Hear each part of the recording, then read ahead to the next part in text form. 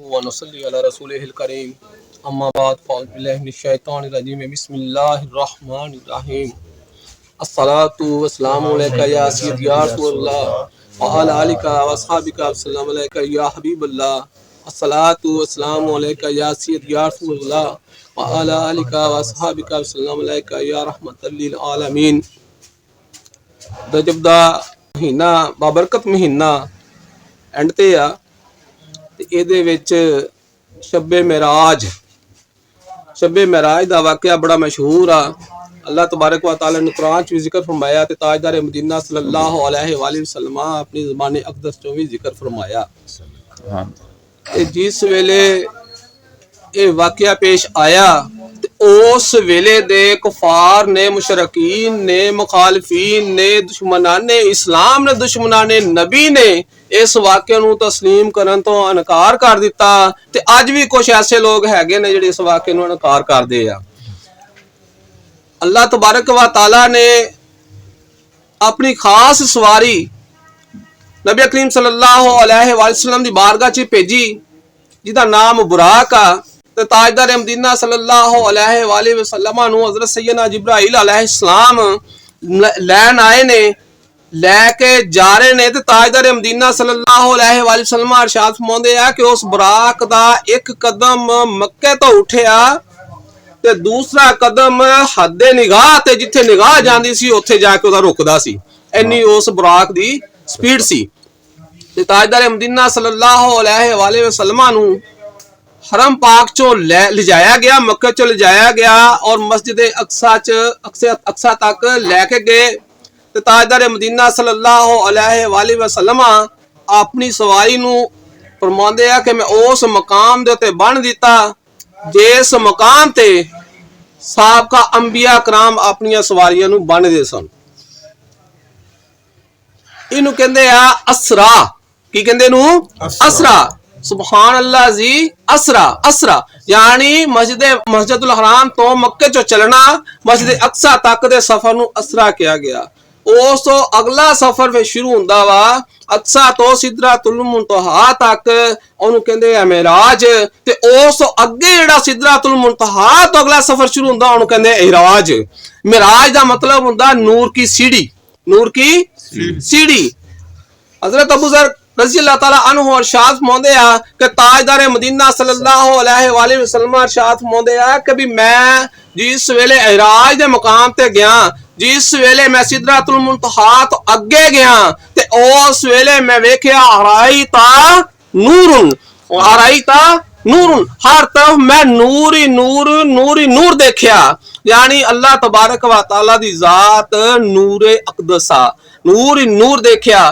इसे तरह ही जिस वेले आके वापस आके ताजदार मदीना सल्लल्लाहु अलैहि वसल्लम ने लोगों सहाबा कराम नूं दस्या और अहले कुरैश नूं, मुशरकीन नूं, कुफार नूं भी पता चलिया इस वाक़े दा ते उन्हां ने इस वाक़े दा मजाक उड़ाया।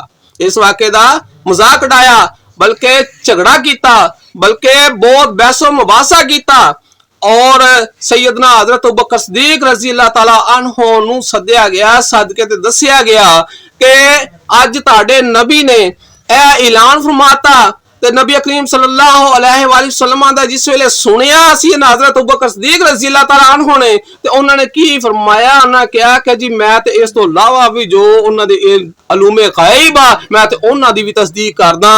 अल्हम्दुलिल्लाह मेरे नबी ने अगर फरमाया तो यह बिल्कुल सच है, हक आ। ये सैयदना हज़रत अबू बकर सिद्दीक रज़ी अल्लाह ताला अन्हु दा ईमान आ। ते फिर कफार मुशरकीन इकट्ठे होके ताजदार मदीना सल्लल्लाहु अलैहि वसल्लम दी बारगाह च आंदे ने, आके ते सवालो जवाब करदे आ। सवालो जवाब दे विच हुण उन्हां नूं पता सी कि नबी करीम सल्लल्लाहु अलैहि वसल्लम ने मस्जिद अक्सा नहीं देखी। उन्होंने मस्जिद अक्सा दे मुतल्लक सवालात कीते ते ताजदार मदीना सल्लल्लाहु अलैहि वसल्लम ने जो जो उन्होंने सवालात कीते उन्होंने जवाब दिते। जवाब दिते वो हैरान हो गए। इसे गल दे उत्ते जिस वेले सारी गल मुकम्मल हो गई ते उन्होंने भी कहना पिया, उन्होंने भी कहना पिया कि नबी करीम सल्लल्लाहु अलैहि वसल्लम सादिक आ, सच्चे आ, जो कहंदे आ वो सच आ ते हक आ।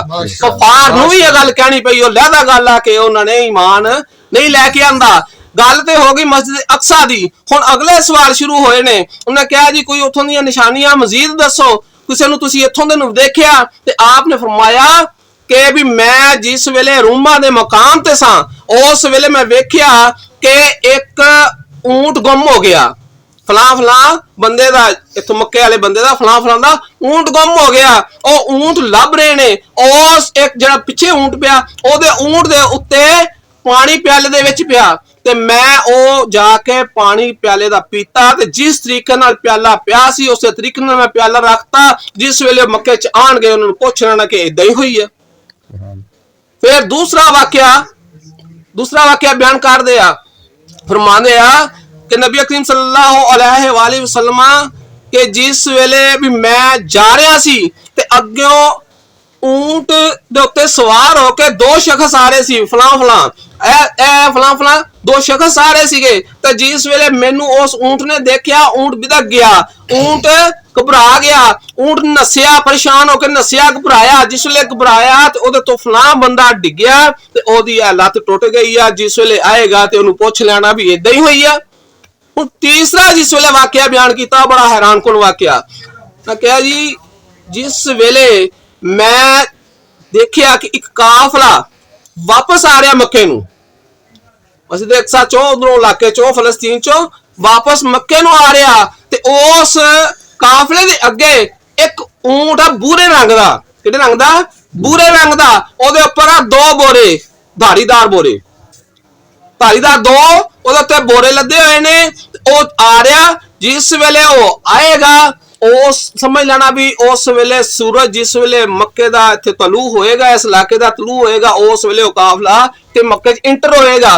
जिस वेले गल कुफार ने सुनी मुशरकीन ने सुनी ते उन्होंने फौरी तौर दे उत्ते उथों नसे ने और नस के जाके कदा दी पहाड़ी दे उत्ते जाके डेरे ला ले आ। हुण डेरे की लाए ने सोच की आ कि अज असां इस नबी करीम सल्लल्लाहु अलैहि वसल्लम दी ज़ात अक़दस नूं असां झूठा साबित करना नाउज़बिल्ला एक ज़हन दे विच सोच लैके बैठ गए आ सारी रात उत्थे बैठे ने ते जिस वेले सुबह दा वक्त होया ते एक शख्स बोलिया कि रब्बे काबा दी कसम के सूरज तलू हो रहा ते दूसरे पासियों दूसरे ने की आवाज दी कि रब्बे काबा दी कसम कि काफला भी आ गया। तो जिस वेले मैंने देखा वो बुरे रंग दा ऊंट उसे तरह ही अगे आ और दो बोरे ओदे ते धारीदार इसे तरह ही ओदे ऊपर लदे हुए आ। अहले कुरैश ने जिस वेले वेख्या उन्हां नूं भी कहना पिया कि ताजदार मदीना सल्लल्लाहु अलैहि वसल्लम सादक ने। नारे तकबीर नारे रिसालत ताजदारे खत्मे नबूवत जिंदाबाद जिंदाबाद। उन्होंने भी कहना पिया कि ताजदार मदीना सल्लल्लाहु अलैहि वसल्लम सच्चे ने सादक ने ये झूठ नहीं बोलने वाले।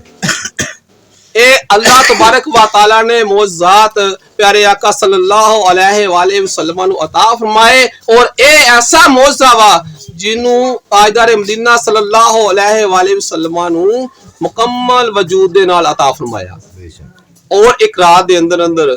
और देखो ना अरे अल्लाह दी हिकमतां ने लिखिया एक रात दा जिक्र किया गया ना अल्लाह दी हिकमतां ने कि अल्लाह तबारक व तआला ने कायनात नु साकत करता। कितना टाइम लगा ये रब जानदा ते रब दे नबी जानदे रसूल जानदे रसूलुल्लाह सल्लल्लाहु अलैहि वसल्लम जानदे कि उस नु साकत करता। जिस तरह के असां किसी नाल कोई गल करदे होइए कोई मशीनरी चलदी होवे कोई ऐसा काम खड़खड़ाहट हुंदी होवे कि आवाज़ां आंदियां हन ते साडी कोशिश हुंदी कि यार इहनूं रोक देवो।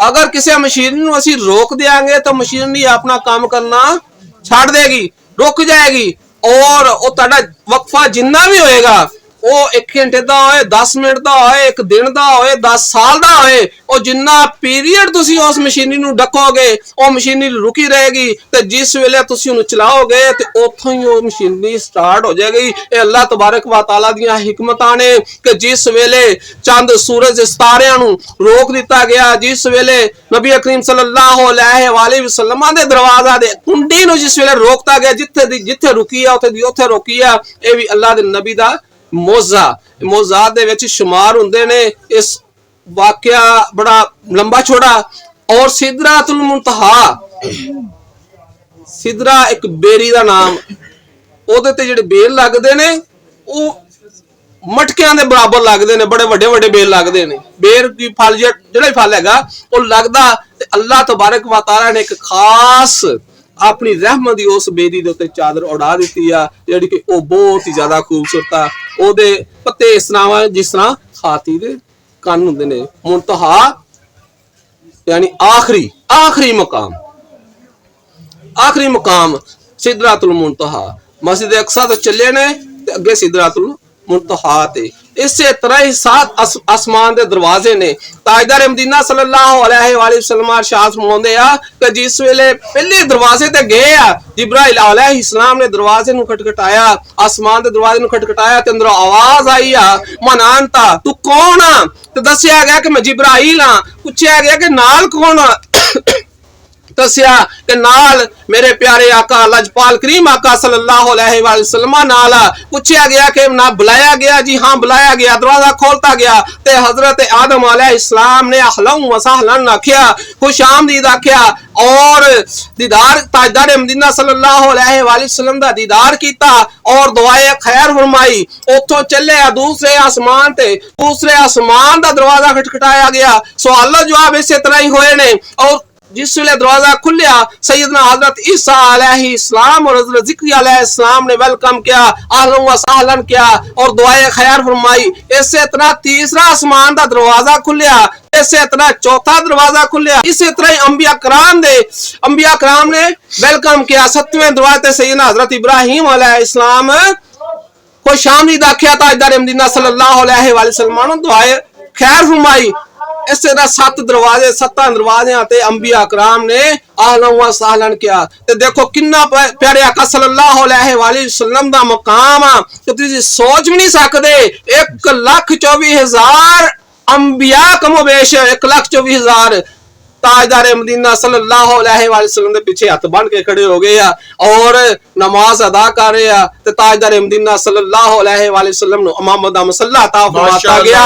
ए हमारे साडे नबी करीम सल्लल्लाहु अलैहि वसल्लम दा दी अजमत आ, ए शान आ कि तमाम अंबिया नु पीछे खड़ा करता गया और ताजदार मदीना सल्लल्लाहु अलैहि वसल्लम नु अगे खड़ा करता गया। ते फिर अंबिया नु भी कहना पिया ना कि ताडे जिहा कोई नहीं। माशाअल्लाह जी माशाअल्लाह। नबियां नु भी कहना पिया ताडे वर्गा कोई नहीं, ताडे जिहा कोई नहीं, ताडी मिसल कोई नहीं। रब नु भी कहना पिया कि मेरे नबी दी मिसल ही कोई नहीं। माशाअल्लाह माशाअल्लाह। ए ताजदार मदीना सल्लल्लाहु अलैहि वसल्लम दियां शानां ने शब मिराज दे मौजू दे उत्ते। ते अल्लाह तबारक व तआला सानू सुन के मुहब्बतां अता फरमाए ताजदार मदीना सल्लल्लाहु अलैहि वसल्लम दियां और उन्हां दियां सुन्नतां नु अपनान दी तौफीक अता फरमाए और सहाबा कराम रिज़वानुल्लाह अलैहिम अजमाइन दियां मुहब्बतां अता फरमाए और दीन इस्लाम ते सानू चलन दी अल्लाह तबारक व तआला तौफीक अता फरमाए। वमा अलैना इल्लल बलागुल मुबीन।